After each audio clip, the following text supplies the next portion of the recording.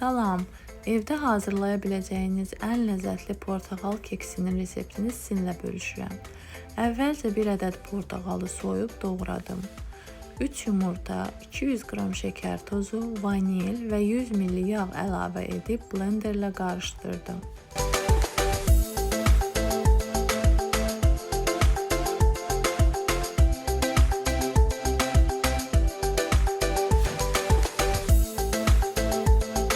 Sonra 400 qram un və 10 qram qabartma tozu əlavə etdim.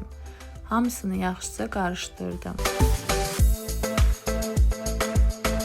Portağalı nazik dilimlərə bölüb qaba düzdüm. Üzərinə xəmiri əlavə edib əvvəlcədən 150 dərəcə qızdırılmış sobada bişirdim. Ətri evə yayılan, dadı damaqda qalan portağallı keksimiz hazırdır.